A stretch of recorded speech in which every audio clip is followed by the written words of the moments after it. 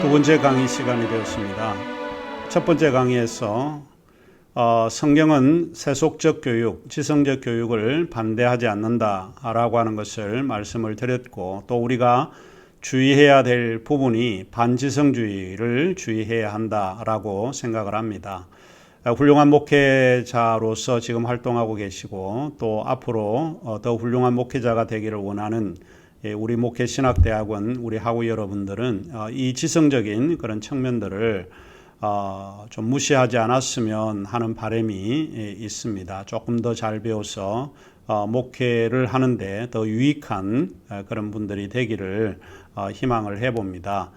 지난 1강의에 이어서 좀 다 말씀을 못 드린 부분이 있는데 조금 더 설명을 해드리도록 하자면, 중세 최초의 대학이 있습니다. 중세 최초의 대학이 가장 하나님 중심적이었고, 인간 중심이 아닌 하나님 중심으로서 보통 우리가 특징을 이야기할 때 중세 시대를 이야기를 하는데, 중세 시대에서 아이러니하게도 대학이 시작이 됐다는 겁니다. 그 대학의 시작은 대부분 누구에 의해서 시작이 되었는가 하면 바로 교회에 의해서 시작이 되었다. 상당히 아이러니하고, 지금 목회자들은 공부하는 것을 별로 좋아하지 않고 지성적인 측면을 강조하지 않고 영성적인 측면만을 강조하고 있는데, 상당히 아이러니하다라고 보는 겁니다. 그러나 제가 이제 줄기차게 이야기하는 것은 그런 것입니다. 기독교 지성과 영성은 서로 구분되어지는 것이 아니고 조화를 이루는 것이기 때문에 훌륭한 영성을 위해서는 지성적인 영역을 우리가 배제하지 않아야 한다라고 이야기를 합니다. 중세 최초의 대학을 들라라고 하면 볼로냐 대학을 이야기를 할 것입니다. 중세가 보통 11세기인데 1088년에 세워졌던 우리 볼로냐 대학이라든지, 그 다음에 1215년 파리 대학 같은 데 있죠. 토마스 아퀴나스라고 하는 유명한 신학자가 공부를 했던 곳이 바로 이 파리 대학입니다. 1215년에 창설이 된 그런 학교라고 볼 수 있는데, 이들 대학을 조금 종합적으로 좀 설명을 하자면, 최초의 대학이 이 이탈리아의 볼로냐 대학과 프랑스의 파리 대학인데 약 11세기 말에서 12세기 초입니다. 바로 그 뒤를 이어서 옥스퍼드 대학이라든지 프랑스의 소르본 대학, 이런 그 대학들이 나오게 되는데, 초창기 이런 대학은 교회에서 시작을 했고, 교회가 원하는 것은 성직자 교육을 제일 중요한 목표로 삼았다라고 하는 것을 기억을 하시면 될 것 같습니다. 이전의 그 역사를 우리가 돌이켜 보고, 또 오늘날 현재 교회의 역사는 완전히 다르다라고 하는 것을 볼 수 있죠. 옛날에는 이런 지성적인 것을 강조를 했는데, 오늘날에는 지성이 무너지고 영성만을 강조하는, 그것도 획일화되지 않는 영성이지만은 좀 이해하기 힘든 그런 영성을 강조하는 그런 분들이 많이 등장을 하게 됩니다. 이 당시에 두 개의 대학의 교과목이 7과목으로 알려져 있습니다. 그런데 문법, 논리학, 수사학, 이 세 과목은 학사에 해당이 됩니다. 학부를 졸업을 하려고 그러면 문법, 논리학, 수사학을 반드시 배워야 한다는 겁니다. 두 번째로 석사에 해당되는 그런 커리큘럼이, 이 교과목이 무엇인가 하면 산수, 기하학, 천문학, 그리고 음악입니다. 독특한 그런 과목 배정이 되어 있는데, 이 네 과목을 들어야 석사를 받게 됩니다. 더 이제 흥미로운 것은 마지막 단계인 박사 과정에서는 세 과목을 이수해야만 한다는 겁니다. 그 세 과목이 법률, 의학, 그리고 신학입니다. 왜 법이 중요한가? 교회는 항상 법이잖아요. 그래서 법률이 중요하고, 의학이라고 하는 영혼의 치료자인 사람도 이런 육체의 치료에게 관심을 가져야 된다고 아마 생각을 한 것 같습니다. 이건 제 추측이지만, 그리고 신학은 반드시 배워야 된다. 이렇게 해야만 마지막 단계를 거쳐야 박사를 받게 되고, 그 박사를 받은 사람이 성직자로 임명이 되고 교회 지도자 또는 그 지방의 위대한 리더가 될 수 있다, 이렇게 이야기를 합니다. 신학자가 되려고 그러면, 신학을 배우고 성직자가 되려고 그러면 사전적인 예비 학문으로서 바로 문법을 알아야 되고 논리학을 알아야 되고 수사학도 배워야 된다라고 보는 겁니다. 뿐만 아니고 산수와 기학, 천문학 이런 음악까지도 잘 알아야 된다라고 보는 거죠. 마틴 루터나 이런 사람들이 음악의 조예가 깊은 거 여러분이 추측해 볼 수 있습니다. 그래서 일단 훌륭한 신학자, 당대 신학자들이 이런 학문적인 어떤 구조를 가지고 이 조건을 충족을 했다라고 하는 것을 알 수 있습니다. 1756년 그 한 목회자의 모임에서 존 웨슬리가 그런 이야기를 했습니다. 목사라면 당연히 가장 먼저 어떤 내용을 충분히 이해하고 명확하게 판단하며 올바르게 결정하고 정확히 분별하는 능력을 지녀야 한다. 그렇게 이야기를 했습니다. 상당히 일리 있는 이야기입니다. 그리고 빌리 그레이엄 목사님 소천하셨지만 빌리 그레이엄 목사님이 소위 파러데라고 하는 잡지에서 그런 인터뷰 기사를 내보냈습니다. 그것이 무엇인가 하면 저는 나이가 많은데도 불구하고 저는 더 공부하고 싶습니다. 그리고 인류학 박사 학위를 따고 싶습니다. 라고 이야기를 했습니다. 그만큼 이 공부에 대한 열의를 세계 복음 전도자이지만 그런 생각을 하고 있었다라고 하는 것이 이런 인터뷰 기사를 통해서 배우게 됩니다. 그 다음에 여러분이 잘 알고 있는 또 아마 여러분이 굉장히 좋아하시는 그런 목회자이실텐데 존 스토트 목사님이십니다. 존 스토트 목사님이 2011년에 소천하셨는데 성공의 사제이고 그리고 기독교 복음주의 운동의 거장이라고 불러도 틀린 이야기가 아닐 것입니다. 많은 사람이 존 스토트 목사님의 그 설교집이나 그의 에세이집들을 통해서 많이 영향을 받고 있다고 볼 수 있는데 그분이 그런 이야기를 합니다. 기독교 복음주의 그 다음에 성공의 사제인 그가 어떤 모임에서 이런 이야기를 했습니다. 많은 이야기를 하고 싶지만 무엇보다 삶에 주신 중요한 지적 기능을 무시하지 말라고 말해주고 싶습니다. 하나님은 이상적인 분으로 우리를 그분의 형상대로 만드셨다는 사실을 잊지 마십시오. 창조주 되신 하나님이 우리에게 주신 이성으로 이중계시, 즉 자연과 성경을 탐구하라고 부르고 기대하고 계십니다. 목회자의 모임에서 이 이야기를 했을 겁니다. 이렇게 제가 지성의 중요성을 이야기를 하게 되면 이 학우들이 그런 질문을 하게 됩니다. 그러면 뭐라고 질문하는가 하면 드와이트 L. 무디 같은 사람은 세상 교육을 받지 않지 않았느냐.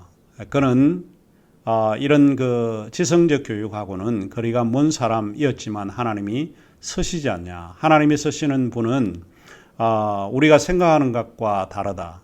전적으로 동의하는 부분입니다. 그리고 하나님의 역사는 우리 인간의 그런 생각과는 초월되어 있는 것이기 때문에 당연히 그 말을 전적으로 제가 동의하는 바입니다.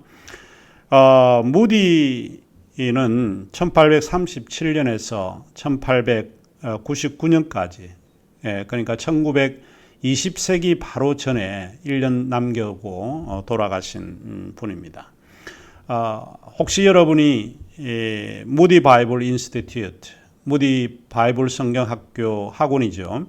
학교를 여러분 신학교를 방문한 적이 있는지 모르겠습니다. 저는 오래전에 이 학교를 방문한 적이 있습니다. 들어가시면 그 대학에 무디 바이블 인스티튜트에 들어가면 조그마한 박물관이 있습니다. 무디에 관한 박물관이 있는데 한번 돌아보시면은 우리가 생각했던 무디하고 또 그곳을 보고 느낀 점은 조금 다르지 않을까 생각을 합니다.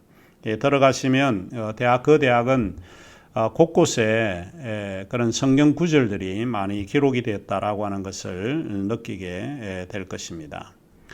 제가 이제 이 대학에서 조금 한 가지 이제 배울 수 있는 것이 그것인데, 무디는 결코 지성적 교육을 반대하지 않았다라고 봅니다. 그는 자기 자신이 공부를 하지 않았던 것에 대해서 굉장히 이렇게 한탄해했고, 거기에 대해서 많이 생각을 했습니다.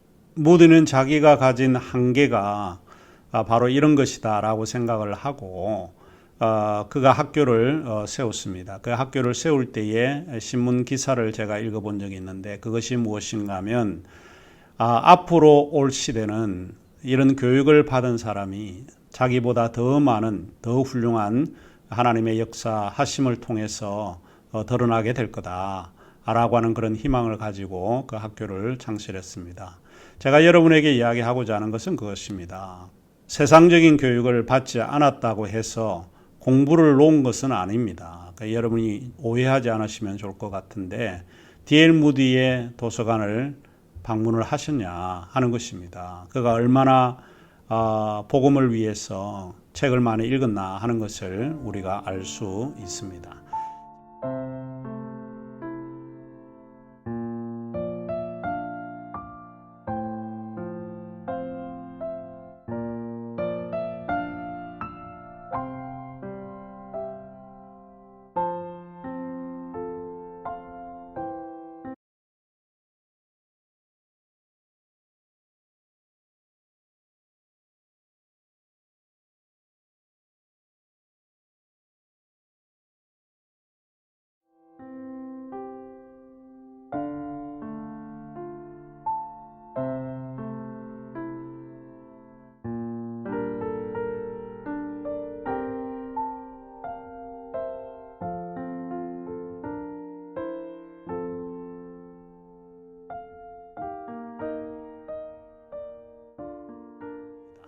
자, 그러면 우리가 이제 본격적으로 제 1장 요 엇갈린 신학들의 풍경이라고 하는 책 1장을 열어주시기를 바랍니다. 자, 그러면 1장을 우리가 살펴보겠습니다. 1장의 주제는 펠라기우스 신학과 어거스틴의 신학에 대한 논쟁입니다. 기독교 지성과 영성이라고 하는 큰 틀에서 우리가 중심적인 내용들을 조금 살펴보려고 합니다. 이 시기가 역사적으로 5세기입니다. 5세기의 그 중심적인 그런 내용은 간단하게 이야기를 하자면 정통과 비정통의 시비로 인해서 심한 몸살을 앓고 있었다라고 볼 수 있습니다. 신학적으로 하나님의 은총과 인간의 그런 자유의지에 관한 문제가 가장 중심적인 그런 신학적인 주제였다라고 볼 수 있습니다. 그 시대의 기독교적 상황을 우리가 이해를 하고 주도적인 신학자들, 특별히 펠라기우스와 어거스틴의 생각을 우리가 이 교재를 통해서 조금 읽어내면 좋을 것 같고, 그 시대의 정통성과 이단성의 역사적 의미가 무엇을 이야기를 하고 있는지 살펴보는 것이 좀 필요합니다. 그리고 난 이후에 우리가 좀 배워야 될 부분들이 신앙의 두 조건으로서 기독교 지성과 영성에 관한 그런 교훈들이 아닐까, 이런 생각을 해보게 됩니다. 초기 기독교 보통 4세기에서 5세기의 상황인데, 기독교 교회는 동방교회, 비잔틴과 동방정교회, 카자흐스탄이라든지 러시아 이런 계통이죠. 이런 동방교회는 동방정교회가 발달을 했고, 그 다음에 서방교회라고 할 때 그 서방교회는 라틴, 이탈리아, 그 다음에 카톨릭, 이런 이제 문화가 형성이 된 거죠. 그래서 결국 기독교회는 동방교회와 서방교회가 분열이 되었다라고 하는 것을 역사적인 것을 통해서 우리가 알 수 있는데요. 서방교회는 로마의 서쪽에 위치해 있다라고 볼 수 있고, 암브로시우스와 어거스틴이 대표적인 그런 신학자가 바로 서방교회를 대표하고 있습니다. 동방교회는 로마 제국의 수도가 콘스탄티노플로 이전을 하게 되죠. 그래서 수도를 중심으로 만들어진 교회, 지금의 터키 지역이라든지 알렉산드리아, 러시아 등과 같은 그런 지역에서 형성이 되었다. 결국 서방교회와 동방교회가 서로 구분이 되고 분열이 되어서 나눠졌다라고 하는 것을 우리가 잘 알 수 있습니다. 그래서 이 시대의 교리와 사상 및 신학에 대한 혼란이 야기되었던 그런 시대라고 볼 수 있습니다. 대체로 종교회의라고 할 때 그 종교회의가 일어난 시기가 바로 초기 기독교 5세기에 일어난 시기입니다.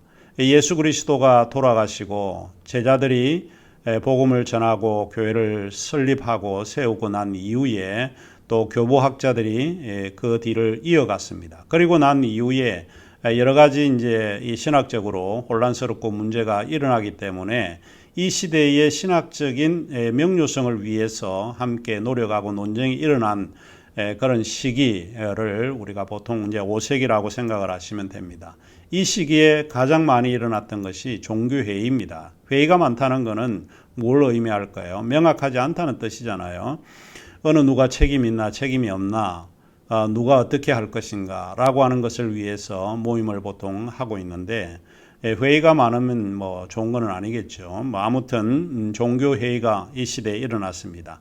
니케아 종교회의도 325년에 일어났고 콘스탄티노플 공의회 이것도 381년입니다. 4세기 말에 일어났던 거고 에베소 공의회 잘 알고 있죠. 이것은 431년인데 이거는 5세기에 일어났습니다. 칼케돈 공의회 451년 그 다음에 이제 그 뒤에 나타나는 것이 이제 뭐 사도신경, 이제 구체적인 내용을 가지고 자구수정이라든지 이런 문제가 일어났던 것이 이제 사도신경부터 일어났던 이제 종교회의가 발생하게 되는 것입니다.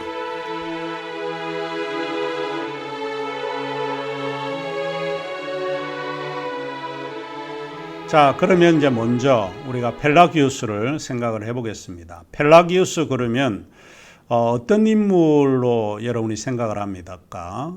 교회를 다닌 사람들은 펠라기우스 그러면 일단 앞뒤 생각하지 않고 나쁜 놈이야, 이단이야, 뭐 이제 이런 정도로 생각을 하게 됩니다. 그러면 이제 펠라기우스가 어떤 인물인지 우리가 한번 살펴보도록 하겠습니다.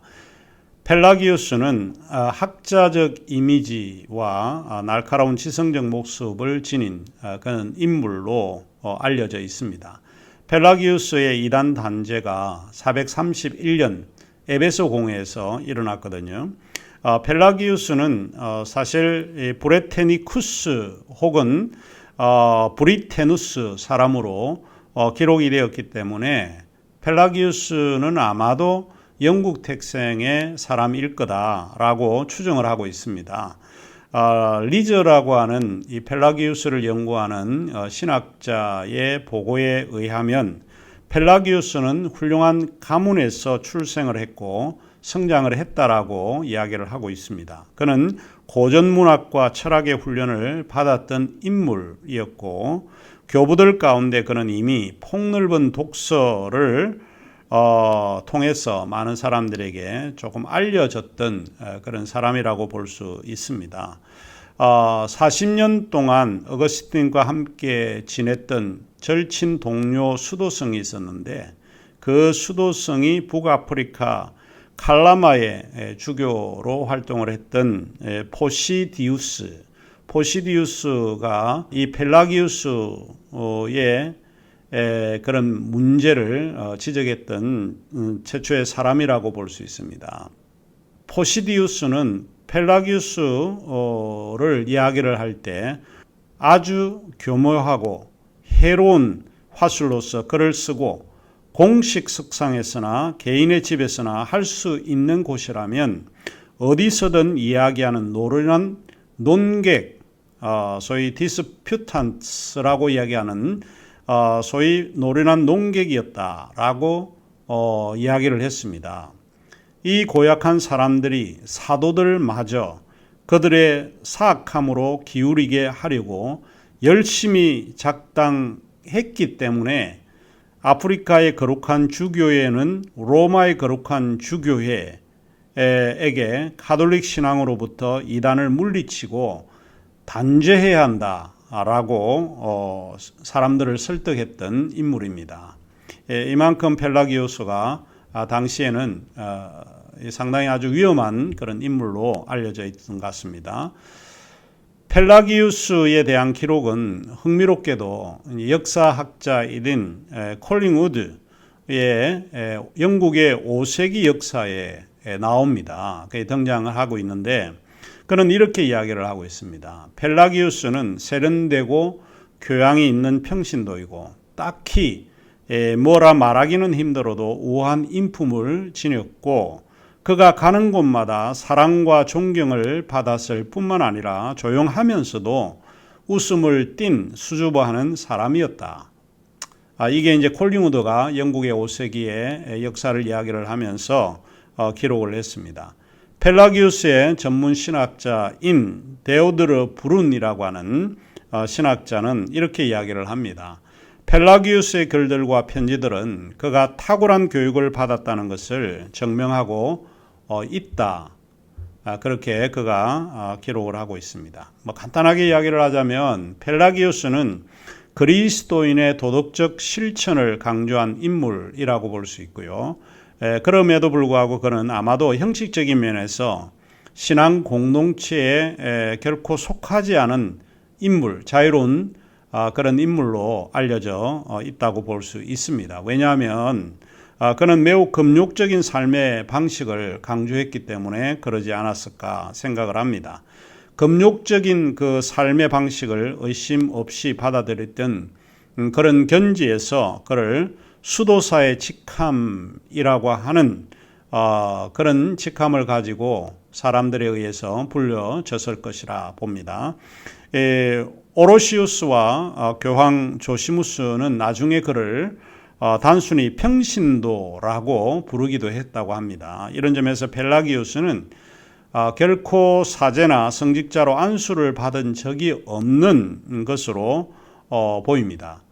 오늘날로 말을 하면 기독교 윤리 실천을 강조하는 평신도 지성인 그룹인지 아마 모르겠습니다.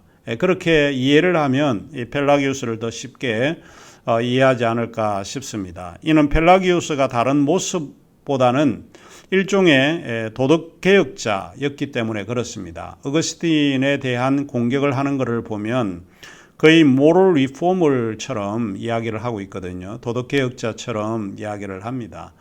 나중에 이제 보게 되겠지만 이 어거스틴이 지은 고백론에서 자기의 성욕 같은 것도 하나님의 은총이 없으면 조절할 수가 없다. 이런 이야기가 나오는데 그것은 굉장히 아주 펠라기우스의 이 지성적인 눈으로 보면 이해가 안 되는 그런 부분이라고 볼 수 있기 때문에 그러지 않았을까 생각을 합니다.